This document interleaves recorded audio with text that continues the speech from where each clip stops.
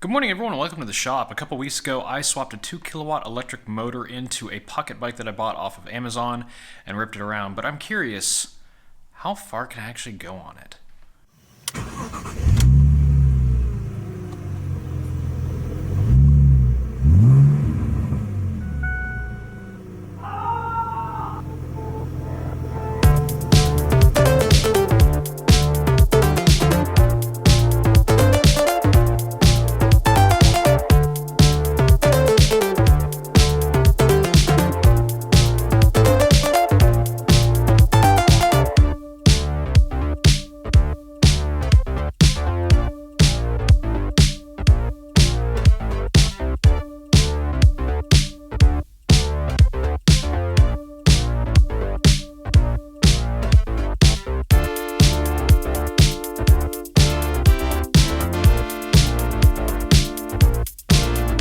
What you just saw is the culmination of literally minutes of testing. I think we got 4.2 miles of range out of the bike and ended there at about a 20% state of charge, which left the voltage a little bit lower than I'd like for the lithium cells that are in this particular bike. Now, 4.2 miles isn't great, but it is only a 5 amp hour battery. Fortunately, I bought this 19.2 amp hour battery. Actually, I bought two of them and a new controller. Welcome to the bane of my existence. So what we have here is I took the motor off for some testing. This is, of course, the MY1020 BLDC motor, brushless DC electric motor that came with a cheap Amazon kit. There's the stock controller down there. This is a Kelly KLSN programmable controller. This is my Windows XP Panasonic Toughbook, which I've been using because it has a serial port for talking to the controller. But yeah, it doesn't really work. If I turn it on here, all good so far. Yeah, it runs extremely rough. Apparently, sinusoidal controllers like this just do not work well with these cheap motors. I have a trapezoidal controller on the way, but it won't be here for a while. So I think what we're going to do is we're just going to get the Insight battery out of here for now. We're going to keep using the stock controller with the upgraded batteries and see how that goes. I also have a larger sprocket. This is the this is the small sprocket that came with it. That is the large sprocket that came with it. That's an 11 tooth. I have a 14 tooth sprocket that I left in the house. So we're gonna get a lot more range and hopefully some more speed out of this, and a lot more speed if I could get an aftermarket controller working. These harnesses I made. Let me turn this off. I made harnesses here that connect the Kelly controller straight up to all the stock wiring without really any work required. So this is all reversible now. I can just unplug all this and go right back to the cheap controller. I do enjoy making these adapter harnesses. It's pretty fun. And the way this is wired, so this is the Hall effect sensors. That plugs into the Hall effect sensors. This is the power switch. There's a pink wire that is labeled as power. And then I added this red wire to an unused pin here used for CAN bus on the higher end ones, and that just goes straight to battery. And this goes to my on-off switch, and that's what powers up the unit itself here. This is my throttle, 3-pin, works just fine. And yeah, the Hall effect sensors. All pretty straightforward stuff. I just can't make it work right. I'm not sure why.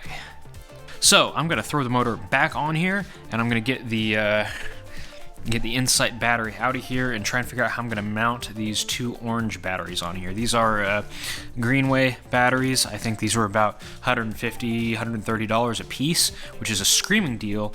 And I added these connectors here. These are let's see if I can show it on this one, or I could just show this. This is an anti-spark connector, because in these controllers, there's a whole bunch of capacitors. And if you just plug something into them, you get a big spark, because all those capacitors are going to suck up a whole bunch of current all at once to charge up. What this does is this ring here is two sections. The outer section connects both sides together through a resistor, a pre-charge resistor. So it supplies a trickle of current to the capacitors as you're plugging it in. Now, normally what you'd have is you'd have like a contactor with a pre-charge resistor and whatnot in your circuit. I would just use connecting and disconnecting the batteries to do that same thing. And then I have this parallel harness here that connects the 2 batteries in parallel, so I can run 1 or 2. And the other thing is, with 2 batteries, I get a lot more amp potential. This thing should be able to push a hell of a lot of power, because really, this is rated for 2,000 watts. Realistically, I could probably push 5 grand through that. And I think these are a 12S 6P battery, but I don't remember off the top of my head. They're pretty stout, but they get sold out pretty darn quick on the rare occasion they actually come up for sale. Oh gosh, I did a lot off camera. I'm actually giving a crap about cable management this time. We've got the main wire here, which is a real chunker, running upside the inside of the frame. And then I've got the horrifying bare terminal block zip tied in place here so it can't move around. I've got the positive cable kind of isolated over there. Negative cable is floating down beneath because, well, it's a ground, and there just isn't room for it on the terminal block. The rat's nest of unused wires is tucked up under the seat, and I found the tank cover to cover all the rest of that stuff, so that's all really quite nice. The batteries are just held in with 1 zip tie right now. I'm probably gonna, I don't know what else I'm gonna use. Like that's clearly not secure. Probably use more zip ties. What's weird though is that I've got this hooked up and the motor is spinning backwards. Which is weird because I already inverted the drive of the motor before with the, let's see here, swapping the yellow and blue wires and the yellow and blue Hall sensors. The only thing I can think of is I actually moved the location of the Hall sensors inside the motor, and that might have reversed the rotation somehow. I'm not sure how that would have happened because I didn't switch their positions relative to each other. I just moved them from what appeared to be a mechanically advanced position, depending on which way you were spinning the motor, to a mechanically neutral position. And there's pictures on the screen now. You can kind of see how they're sort of offset relative to the poles of the magnet. So I guess I need to now reverse the direction of the motor back to stock? I don't know. As you can see now, also, these packs, we get 53 volts out of them instead of the 48, 49 we were lucky to get out of the other pack, so that should be good for a bit of additional power. So I'm going to reverse those Hall wires, throw more zip ties at the batteries, and go grab my bigger sprocket. And then we should be getting close here. Oh yes, incredibly conveniently, there is a post with a nut here that is the perfect size for very securely mounting the Chinese motor controller. So I absolutely love that. I'd also like to mount 12 volt DC buck converter there so I could run a headlight or something on this thing, but I'm actually really liking this. This bike was intended to be a test bench for like a full-size EV project, but I'm kind of falling in love with it now that I've got it sort of cleaned up and respectable looking. It's almost it's kind of quaint and enjoyable. So let's see if I can get the rest of that stuff done here real quick. So here is the sprocket that we have been using, I think. Yeah. So here's the sprocket we have been using, and this is the other sprocket that came with the motor, little tiny guy, and here's the one I bought. So the goal here is a bit more top speed and make it a little less wheelie happy by kind of reducing some of that takeoff torque. Though I was hoping that I could compensate for that with you know, the nicer controller, but that's not happening, I guess. So we're just gonna stick this on. We're gonna hope that there's enough adjustment left in the rear wheels to compensate, because that, yeah, chain's not going to reach all too well. Ooh, there might actually not be enough adjustment left. Oh no. It never ends. There was not enough adjustment. Like, the adjusters are completely off, and what I had to do was unbolt the motor, put the thing on, and then bolt the motor back down, and the result is actually terrifying.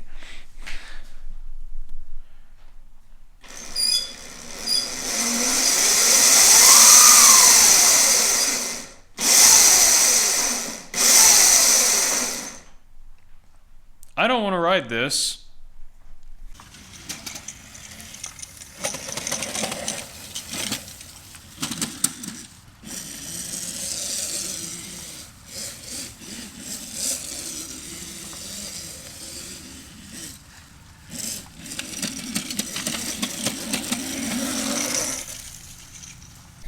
So I was getting some pretty mediocre output from the motor, even with the new batteries, and I realized that the thing that had changed was I had moved the Hall effect sensor's locations in an attempt to make it play nice with my Kelly controller that I had. That was all based off of a hypothesis on the internet, and I later realized that no one tested that hypothesis. I was the only one who did, so I think I actually ruined the mechanical timing of the motor. So now we're putting the Hall effect sensors back, except they shattered when I tried to move them. So Tyler, with his dank soldering skills, is soldering me in some new Hall effect sensors. So these might also just be higher quality sensors that result in more precise timing as well. I don't know. We'll see. Well, I guess while Jake's gone, he went to go get snacks. I finished up soldering, and let me show you. So I got everything heat shrunk. Got all three of the Hall effect sensors in there. I'm not sure how well you can see that, but got them glued in place back in the original position. Everything's heat shrunk, wiring's bundled up, and actually broke my soldering iron because I lost the tip in my tub of flux. So I got to use Jake's new toy, M12. Pretty nifty. Kind of like it. Might have to get one for myself. Sensors are in. I added a brake sensor for regen braking, using zip ties, of course. I'm not entirely unconvinced that zip ties are the greatest engineering tool of our generation. So it's degen braking now. Sure is. Degens from up north. We have a party platter, and the vibes are immaculate. Also a heater. Snacks. Snackies. The snackies are good. So I'm gonna fish out the extra, one of the sensors that got dropped down into the engine. Oh, I'm glad you remembered. I forgot. So I'm gonna fish that out, and then slap this together and try and find all the parts I'm sure I lost. And then we'll see if she rips. Probably not, but we'll see. Jake, show us how you're gonna fix it with that hammer.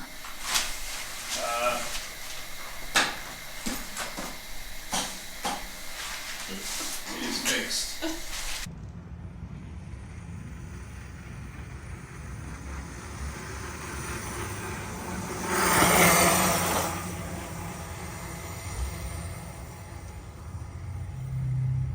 Alright, so with the stock controller, the larger front sprocket, and the 54-volt orange batteries, I went out and did a top speed run, and up a slight incline we did this speed, which I think is 24 miles an hour if I remember correctly.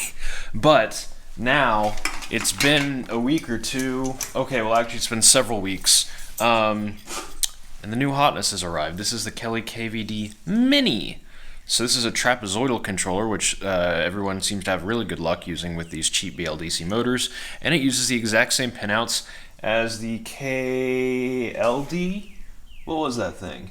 KLS that I had before, and this thing is good up to 100 amps, which is a lot more than we'll be needing.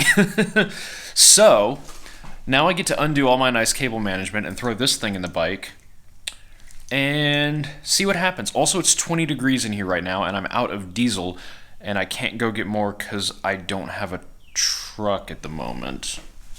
It's quite annoying. Kind of ashamed to get rid of all this nice cable management. I really like the way this all went together. Though, I really need to get my 3D printer going again so I can actually make proper brackets for things. It's not ideal. Well, that all went together pretty quickly. I think this is probably how I'm going to mount the controller. I don't want to put it under the seat because I kind of don't want this thing exposed to the elements, so I think that it's going to be zip tie mounting right here for now, and then I will find a better way to route the cables and 3D print a nice cover for it. But let's turn this thing on for the first time. Fan turned on. Nothing's on fire. Do we have motor? Okay, it's time to take the mini bike on a test ride now that it's got all of the upgrades. I got the new KVD controller in, and the batteries are hooked up, and the batteries are zip tied a little differently because I already whiskey throttled this immediately when testing to make sure the motor works. But let's take a look at this controller real quick, because this thing's really cool. Setting this guy up was an absolute breeze. I pretty much just plugged it in the computer, told it to figure its nonsense out on its own. It figured out how the phase wires were attached, and away we go. I don't think it even really matters how they're hooked up. This is how it was hooked up on my old controller, blue and green flipped for reverse rotation. That did not reverse the rotation here, but I was able to change that setting in the software. I didn't change any other settings except for enabling regenerative braking with the throttle off, so we'll see how that goes. And yeah, obviously it doesn't fit under the plastic anymore. Oh, I haven't even... I should probably at least zip tie the controller down before I go rip on this. Yeah, I'm gonna go do that, and then we'll go rip on it.